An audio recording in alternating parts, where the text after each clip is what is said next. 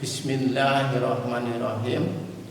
Assalamualaikum warahmatullahi wabarakatuh. Siswa kelas 7 SMP Negeri 1 Kretek, perhatikan, saya akan memperkenalkan diri saya. Nama Kamto, mengajar IPA. Dalam kesempatan kali ini saya akan menyampaikan materi MPLS, yaitu masa pengenalan lingkungan sekolah.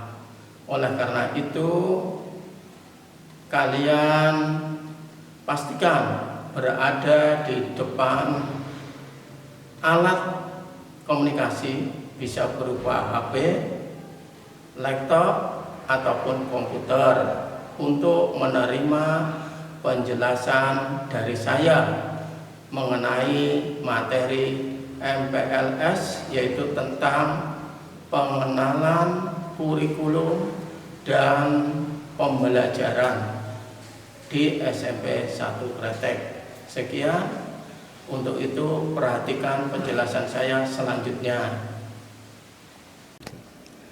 Pengenalan kegiatan pembelajaran dan kurikulum SMP 1 Kretek. Tujuan pembelajaran jarak jauh dalam MPLS. Peserta didik mengenal kurikulum SMP 1 Kretek dan beban belajar yang dijalani selama di SMP 1 Kretek. Peserta didik mengenal dan memahami peraturan akademik sekolah. Peserta didik mengenal metode pembelajaran jarak jauh dengan segala perangkatnya. Peserta didik mengenal cara belajar dari rumah. Peserta didik mengenal teknik penilaian dalam pembelajaran jarak jauh. Tujuan kurikulum 2013: mempersiapkan manusia Indonesia agar memiliki kemampuan hidup sebagai pribadi dan warga negara yang beriman, produktif, kreatif, dan afektif, serta mampu berkontribusi pada kehidupan masyarakat, berbangsa, bernegara, dan peradaban dunia. Pola pembelajaran di masa pandemi COVID-19. Pola pembelajaran yang berpusat pada peserta didik, interaktif antara guru peserta didik dan antar peserta didik, berbasis aneka sumber, pembelajaran aktif dan kritis, pembelajaran berbasis multimedia, pembelajaran bersifat aplikatif, pembelajaran berlangsung di rumah, di sekolah, dan di masyarakat. Pembelajaran dengan memanfaatkan TI dilakukan dengan pembelajaran jarak jauh.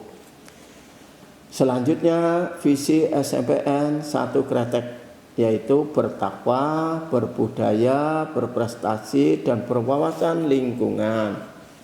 Misi SMPN 1 Kretek: A. Menumbuhkan pemahaman dan penghayatan terhadap ajaran yang dianut sehingga menjadi sumber kearifan dalam bertindak. B. Menumbuhkan pemahaman, penghayatan, dan pengamalan budaya adiluhung sehingga menjadi identitas warga sekolah. C. Melaksanakan pelayanan pembelajaran dan bimbingan secara efektif sehingga peserta didik dapat berkembang secara optimal sesuai dengan potensi yang dimiliki serta menumbuhkan semangat keunggulan secara intensif kepada seluruh warga sekolah. D. Meningkatkan kinerja dan profesionalisme bagi tenaga pendidik dan kependidikan. E. Menumbuhkan semangat apresiasi seni, olahraga, dan iptek pada seluruh warga sekolah. F. Menyelenggarakan kelas bakat istimewa untuk memfasilitasi siswa yang memiliki bakat istimewa dalam bidang olahraga prestasi. G. Menciptakan lingkungan sekolah yang sehat, bersih, dan berbasis pada pelestarian, pencegahan, pencemaran, serta kerusakan lingkungan. Untuk selanjutnya, kita lihat mata pelajaran dan alokasi waktu dalam keadaan normal. Itu terdiri dari muatan nasional dan muatan lokal. Untuk muatan nasional itu ada kelompok A dan kelompok B. Sedangkan untuk kelompok A itu terdiri dari pendidikan agama dan budi pekerti. Jumlah jamnya ada 3 jam pelajaran, pendidikan Pancasila dan kewargaan 3 jam pelajaran, bahasa Indonesia 6 jam pelajaran, matematika 5 jam pelajaran, IPA 5 jam pelajaran, IPS 4 jam pelajaran, bahasa Inggris 4 jam pelajaran. Untuk kelompok B itu ada seni budaya 3 jam pelajaran, pendidikan jasmani, olahraga dan kesehatan 3 jam pelajaran, prakarya 2 jam pelajaran. Sedang muatan lokal itu bahasa Jawa 2 jam pelajaran. Sehingga dalam 1 minggu jumlah jam pelajarannya ada 40 jam pelajaran. Mata pelajaran dan alokasi waktu di masa pandemik terdiri juga kelompok A dan B dan juga muatan lokal. Untuk kelompok A, pendidikan agama dan budi pekerti 2 jam pelajaran, pendidikan Pancasila dan kewarganegaraan 2 jam pelajaran, bahasa Indonesia 4 jam pelajaran, matematika 4 jam pelajaran, IPA 4 jam pelajaran, IPS 3 jam pelajaran, bahasa Inggris 3 jam pelajaran. Untuk kelompok B ada seni budaya 2 jam pelajaran, pendidikan jasmani, olahraga dan kesehatan 2 jam pelajaran, prakarya 1 jam pelajaran. Dan muatan lokal bahasa Jawa 1 jam pelajaran. Sehingga jumlah jam dalam 1 minggu ada 28 jam pelajaran. Selanjutnya beban belajar pada situasi normal. Beban belajar di sekolah menengah pertama dinyatakan dalam jam pembelajaran per minggu. Beban belajar 1 minggu kelas 7, 8, dan 9 adalah 40 jam pembelajaran. Durasi setiap 1 jam pembelajaran adalah 40 menit. Beban belajar di kelas 7, 8, dan 9 dalam 1 semester paling sedikit 18 minggu dan paling banyak 20 minggu. Beban belajar di kelas 9 pada semester ganjil paling sedikit 18 minggu dan paling banyak 20 minggu. Beban belajar di kelas 9 pada semester genap paling sedikit 14 minggu dan paling banyak 16 minggu. Beban belajar dalam 1 tahun pelajaran paling sedikit 36 minggu dan paling banyak 40 minggu. Beban belajar pada situasi normal itu untuk kelas 7, 8, 9 adalah 40 jam. 40 jam setiap jam pelajaran itu waktunya 40 menit. Dalam seminggu itu ada 40 jam pelajaran. Minggu efektif per tahun ajaran itu ada 34. Sedang waktu dalam jam itu ada 1360 jam setiap tahunnya. Untuk selanjutnya beban belajar pada situasi pandemik COVID-19. A. Beban belajar SMP 1 Kretek di masa pandemi COVID-19 dinyatakan dalam jam pembelajaran per minggu. B. Beban belajar di masa pandemi COVID-19 dalam 1 minggu untuk kelas 7, 8, dan 9 masing-masing adalah 28 jam pelajaran. Setiap 1 jam pembelajaran di masa pandemi COVID-19 minimal 30 menit. Dalam 1 hari kegiatan belajar mengajar berlangsung selama 5 jam atau 5 kali 30 menit dan bisa ditambah disesuaikan menurut kebutuhan dan karakteristik sekolah. Layanan bimbingan konseling tetap dilaksanakan selama darurat pandemi COVID-19 dengan layanan jarak jauh. Selebihnya untuk pemenuhan kurikulum maka ada kegiatan penugasan mandiri. Yang berikutnya adalah program literasi. GLS, Gerakan Literasi Sekolah, adalah kemampuan mengakses, memahami, dan menggunakan sesuatu secara cerdas melalui berbagai aktivitas, antara lain membaca, melihat, menyimak, menulis, dan atau berbicara. GLS merupakan sebuah upaya yang dilakukan secara menyeluruh untuk menjadikan sekolah sebagai organisasi pembelajaran yang warganya literat sepanjang hayat melalui pelibatan publik. Untuk selanjutnya ini tampilan kalender pendidikan SMPN 1 Kretek.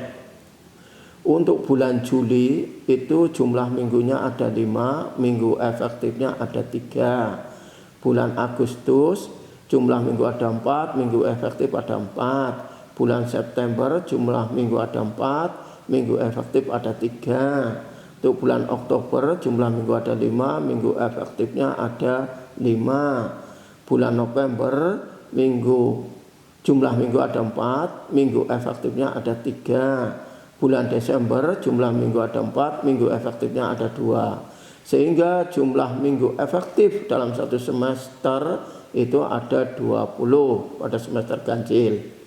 Untuk selanjutnya untuk semester genap, bulan Januari jumlah minggunya ada 5, minggu efektif juga 5. Bulan Februari jumlah minggu ada 4, minggu efektif ada 4. Pada bulan Maret jumlah minggu ada 4, minggu efektif ada 3. Untuk bulan April jumlah minggu ada 5, minggu efektif ada 3. Bulan Mei jumlah minggu ada 4, minggu efektif ada 1. Bulan April jumlah minggu ada 4, minggu efektif ada 2. Sehingga jumlah minggu efektif di semester genap ada 18. Sehingga minggu efektif dalam satu tahun ada 38 minggu. Yang selanjutnya adalah penilaian sikap. Penilaian sikap itu ada 2, yaitu sikap spiritual dan sikap sosial. Untuk sikap spiritual itu penilaian dilakukan untuk mengetahui perkembangan sikap peserta didik dalam menghargai, menghayati, dan mengamalkan ajaran agama yang dianutnya, serta toleransi terhadap agama lain. Sikap sosial, penilaian sikap sosial untuk menghimpun informasi mengenai perkembangan sikap sosial peserta didik dalam menghargai, menghayati, dan berperilaku jujur, disiplin, tanggung jawab, peduli, toleransi, gotong royong, santun, percaya diri dalam berinteraksi secara efektif dengan lingkungan sosial dan alam dalam jangkauan pergaulan dan keberadaannya. Yang selanjutnya adalah penilaian pengetahuan. Untuk penilaian kompetensi pengetahuan berdasarkan indikator untuk pengetahuannya diturunkan dari KD pada KI 3. Penilaian pengetahuan dilakukan dengan A. Tes tertulis, B. Tes lisan, C. Penugasan, D. Portofolio. Untuk penilaian keterampilan, penilaian yang dilakukan untuk mengetahui kemampuan siswa dalam menerapkan pengetahuan untuk melakukan tugas tertentu di dalam berbagai macam. Penilaian keterampilan dilakukan dengan A. Produk, B. Proyek, C. Unjuk kerja, D. Praktek.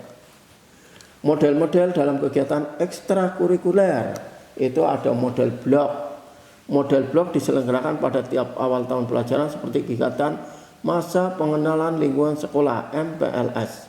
Seluruh siswa wajib mengikuti program ini sebagai kegiatan orientasi atau pengenalan pendidikan kepramukaan yang dilaksanakan secara bertahap dan berkelanjutan sebelum siswa memulai tahun pelajaran baru pada tiap tahun. B. Model aktualisasi. Model aktualisasi adalah ekstrakurikuler wajib yang dilaksanakan tiap minggu efektif. Kegiatan ini bertujuan untuk membangun karakter dan keterampilan. Materi yang diaktualisasikan adalah materi kepramukaan yang diintegrasikan dengan materi pelajaran yang diperoleh siswa dalam kegiatan tatap muka. Penyelenggaraan pendidikan aktualisasi adalah bentuk kegiatan peningkatan kompetensi dasar mata pelajaran yang relevan yang diintegrasikan dengan materi, metode, dan prinsip dasar pendidikan kepramukaan. Yang C. Model reguler. Pelaksanaan kegiatan model reguler adalah kegiatan kepramukaan yang diatur Undang-Undang Nomor 12 Tahun 2010 tentang gerakan kepramukaan keikutsertaan dalam kegiatan bersifat sukarela. Jika dalam kegiatan blok dan aktualisasi wajib diikuti oleh seluruh siswa, maka dalam kegiatan reguler hanya siswa yang berminat saja yang mengikutinya dan mereka tergabung dalam kegiatan gugus depan. D. Ekstrakurikuler pilihan. Kegiatan ekstrakurikuler pilihan dilaksanakan dalam rangka mendukung pembentukan karakter sesuai dengan norma spiritual dan sikap sosial siswa, serta menumbuhkan sikap peduli terhadap orang lain dan lingkungan. Penilaian kegiatan ekstrakurikuler. Penilaian ekstrakurikuler dilakukan dengan cara memberikan penilaian secara kualitatif. Catatan, pada masa pandemik COVID-19 tidak diadakan ekstrakurikuler. Yang selanjutnya adalah kriteria ketuntasan minimal. Untuk kriteria ketuntasan minimal, pendidikan agama dan budi pekerti itu 75. Untuk pendidikan Pancasila dan kewarganegaraan 70. Untuk bahasa Indonesia kelas 770, kelas 872, kelas 973. Untuk matematika itu 70, untuk IPA juga 70, untuk IPS juga 70, untuk bahasa Inggris 70, pendidikan jasmani olahraga dan kesehatan juga 70, seni budaya 70, dan prakarya atau TIK informatika juga 70 dan bahasa Jawa 70. Kriteria kenaikan kelas. Kriteria kenaikan kelas masih mengacu pada adendum KTSP. 1. Menyelesaikan seluruh program pembelajaran dalam 2 semester pada tahun pelajaran yang diikuti. Banyaknya nilai pengetahuan dan keterampilan di bawah kriteria ketuntasan mata pelajaran maksimal 2 mata pelajaran. Memiliki nilai ekstrakurikuler minimal cukup dan nilai ekstra pramuka minimal baik. Memiliki nilai sikap minimal baik. Ketidakhadiran tanpa keterangan tidak diperhitungkan. Rumus kenaikan kelas. NR sama dengan 2PH plus PTS plus PAT dibagi 4. Untuk NR itu adalah nilai rapot, PH itu rata-rata penilaian harian, PTS itu penilaian tengah semester, PAT itu penilaian akhir tahun. Lalu yang selanjutnya adalah kriteria kelulusan. 1. Peserta didik dinyatakan lulus apabila peserta didik telah memenuhi kriteria kelulusan yang ditetapkan oleh satuan pendidikan berdasarkan perolehan nilai sekolah atau NS. 2. Nilai sekolah NS diperoleh dari rata-rata nilai rapot semester 1 sampai dengan semester 5 ditambah nilai rapot semester 6 dibagi 2. 3. Nilai rata-rata dari semua nilai sekolah mencapai paling rendah 65. Nilai sikap minimal baik, ketidakhadiran tidak diperhitungkan. Rumusnya NS sama dengan R plus Q bagi 2, di mana R itu rata-rata nilai rapot semester 1 sampai dengan 5, Q nilai rapot semester 6. Bimbingan konseling. Bimbingan konseling itu ada layanan BK dalam kelas, juga layanan BK di luar kelas. Untuk layanan BK dalam kelas itu bisa bimbingan klasikal. Layanan BK di luar kelas itu banyak macamnya. Di antaranya adalah bimbingan kelas besar, lintas kelas, bimbingan kelompok, pengembangan media BK, bisa kotak masalah dan leaflet, konsultasi dengan orang yang lebih ahli, kolaborasi guru mapel dan wali kelas, konseling kelompok, konsultasi, konferensi kasus, advokasi atau pendampingan saat siswa memperoleh poin menghadapi situasi tidak nyaman, kunjungan rumah atau home visit, konseling melalui elektronik WA, kotak masalah, kotak kebutuhan peserta didik atau konseling, pelaksanaan dan tindakan lanjut asesmen termasuk kunjungan rumah, penyusunan dan pelaporan program bimbingan dan konseling, evaluasi bimbingan dan konseling, pelaksanaan administrasi dan mekanisme bimbingan dan konseling pengembangan keprofesian guru BK. Yang selanjutnya adalah peraturan akademik sekolah. Peraturan akademik sekolah berisi tentang persyaratan kehadiran siswa untuk mengikuti pelajaran, ketentuan mengenai ulangan, remedi, ujian, kenaikan kelas, dan kelulusan. Ketentuan mengenai hak siswa untuk menggunakan fasilitas belajar, laboratorium, perpustakaan, penggunaan buku pelajaran, buku referensi, dan buku perpustakaan. Ketentuan mengenai layanan konsultasi kepada guru mata pelajaran, wali kelas, dan konselor. Jenis pembelajaran jarak jauh. Pelaksanaan pembelajaran jarak jauh di SMP 1 Kretek yang digunakan selama masa pandemi COVID-19 tentunya hal ini disesuaikan dengan situasi dan kondisi yang ada. Aplikasi pembelajaran jarak jauh. Untuk mencapai tujuan ini, panitia MPLS menyampaikan jenis aplikasi yang akan digunakan oleh sekolah sehingga siswa bisa menyesuaikan menurut kemampuannya masing-masing. Penentuan aplikasi ini tentunya sudah disepakati terlebih dahulu oleh para orang tua wali siswa sebelum siswa menerima penjelasan tentang penggunaan aplikasi untuk pembelajaran jarak jauh. Teknik penilaian pembelajaran jarak jauh. A. Bisa berupa tugas merupakan sumber penilaian guru. B. Ujian tetap dibutuhkan sebagai evaluasi dari yang sudah dikerjakan. C. Jurnal membiasakan siswa menuliskan kegiatannya. D. Forum diskusi, ruang kelas memberi kemudahan diskusi dengan fitur chatting. E. Teknik lain yang disepakati di satuan pendidikan. Sekian penjelasan dari saya mengenai materi pengenalan lingkungan sekolah, yaitu tentang kurikulum dan pembelajaran di SMP 1 Kretek. Apabila ada hal-hal yang kurang jelas, bisa kalian tulis dan dikirim lewat WA ataupun bisa ditanyakan pada saat kalian melaksanakan KBM. Bisa ditanyakan kepada saya maupun kepada Bapak Ibu guru yang lain. Sekian dari saya. Assalamualaikum warahmatullahi wabarakatuh.